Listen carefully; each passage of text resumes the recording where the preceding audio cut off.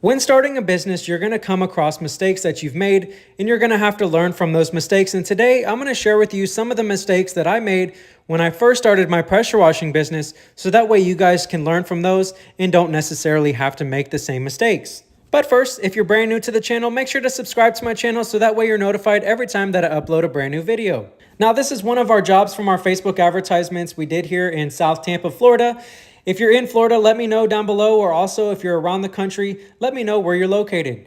Now, first off, the customer contacted us for this job. We reached out, we gave them a quote through Messenger, and then from there, we went out and did the job. And for the driveway, something like this, we normally charge about $200 to $250, and it takes about 30 minutes to an hour.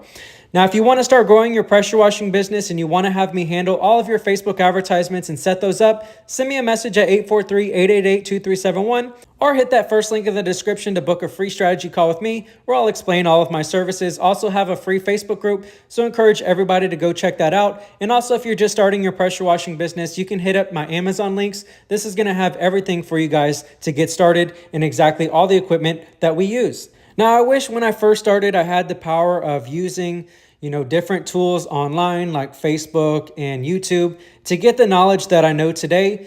But unfortunately, like most people, I started out with no knowledge and I made a lot of mistakes. One of the first mistakes that I made was I had to do an entire driveway for my first customer all by hand. And I had an electric pressure washer when I first started. So that was something that I do not recommend ever. Always look into getting at least a 2.5 gallon per minute or higher when you're starting your pressure washing business. That job took me, I think, 2 days to do, and I only made like $100 10 years ago. So it definitely wasn't worth it to me. I didn't even know what a surface cleaner was. From there, I did upgrade to a surface cleaner, but unfortunately, the one that I had, I think it's discontinued now, but it was a Simpson surface cleaner. And at the bottom, it had like literally a physical brush, and that kept falling off. So I had to literally duct tape my brush onto my surface cleaner, and that was just a huge mess. My customer was looking at me crazy, like I was very unprofessional. And I'll explain to you a few more things that I did that I do not recommend, but I just wanted to share with you guys that experience that unfortunately happened to me. Since then, I have learned. I've upgraded to a BE rollaway, which you guys see in the video.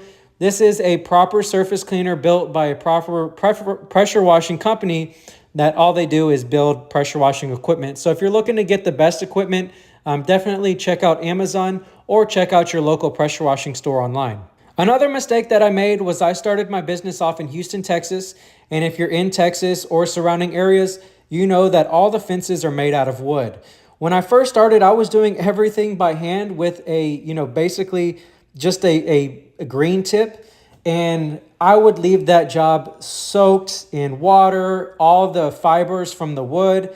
It was literally a nightmare, and it would take me a week just to clean all of the fibers out of my ears and just my hat. So if you've ever cleaned a wooden fence, let me know down below what your experience was. In Houston, we would re-clean and then paint the actual fence. So this was a service that, in Houston specifically, you have to repaint the fences. But, if you're pressure washing a fence or anything of wood, that's a great upsell for you to go ahead and stain or upsell them on a refinish for their actual wood. Another mistake that I made was I did not know what a J-rod is. If you guys don't know what a J-rod is, definitely check that out down in the description at pressurecleanstore.com.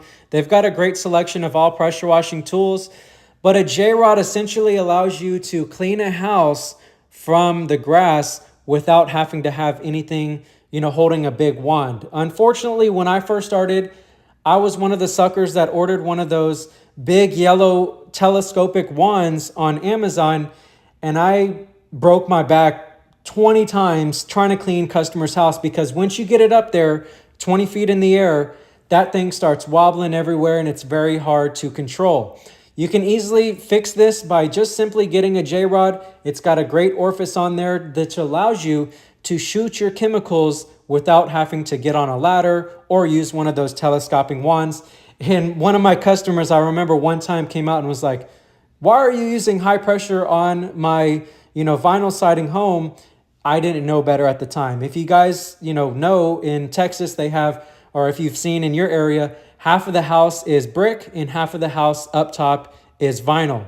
So I had to use the, telescopic wand to get up there and clean the house, and it was just a huge nightmare. So if you're thinking about getting one of those, or if you're, have one, highly recommend you return that and look into getting a J-Rod. Typically runs about $50 to about $60. Another mistake that I see new pressure washers make is they simply do not know what kind of chemicals to use.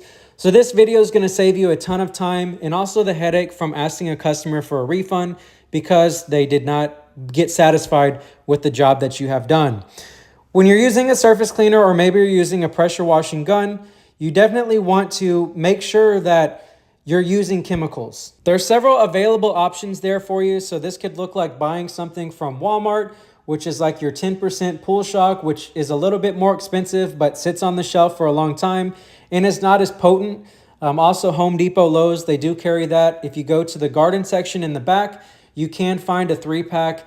I believe maybe now it's a 2-pack, which has 2 gallons of the soap.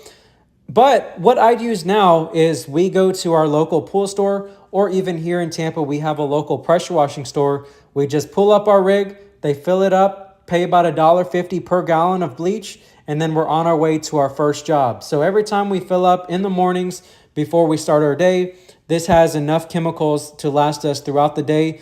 But if you're just starting out, you're going to have to buy, a lot of gallons of chemicals, and you don't really want to carry that around in your truck or inside your car because essentially that could leak or spill, and it just wouldn't be good for you. So I recommend, getting a tank. If you don't have a tank, just make sure that the gallons are actually sealed at the top. So that way you're not spilling anything, or maybe you can, buy a container from Home Depot and just put in your containers of bleach there. So that way it's not spilling all over the place, and then put a container over the top.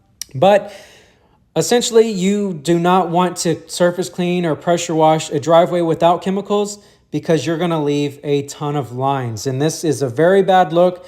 You do not want to tiger stripe a customer's house on the actual concrete, because I've been there, I've done that. Trust me, they're not happy. So I hope this video saved you guys from making mistakes in the future. Take care.